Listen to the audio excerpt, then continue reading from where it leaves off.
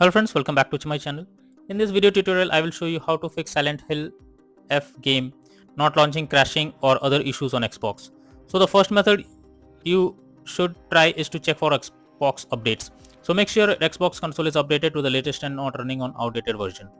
For that, open settings on your Xbox, then choose system and then select updates. Here check if any update is available and then click on it to begin updating process. Next method is to check for Silent Hill F update. Apart from console, you should ensure that the game is also updated and is not outdated. Developers of the game often releases patches to deal with these kinds of bugs or issues to improve performance. So make sure you check if there is any update available, and after updating the game, try to play and see if it's working. Next is to clear Xbox cache. So deleting the cache of your Xbox helps to tackle the issue as it can occur due to temporary glitches. For that, open settings, then click on system, then storage, then highlight storage device and press Y button on controller for device options. Under it, select clear system cache and at last confirm it by pressing yes.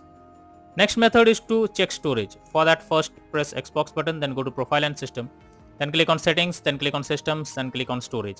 Here check whether there is available space or not, or else delete some unused apps or game to create space.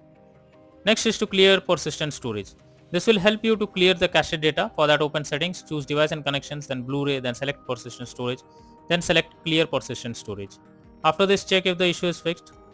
Next method is to remove and re-add account. For that, first press Xbox button to open guide. Now click on settings under profile and system, then go to account, then click on remove accounts. Here choose the account to remove and finally click on remove option. After that, add the account again and then check if the problem is resolved. If not, next method is to reinstall Silent Hill F game. For that, press Xbox button controller, then move to my games and apps, then select see all option. Here select Silent Hill F game, then press menu button and select uninstall.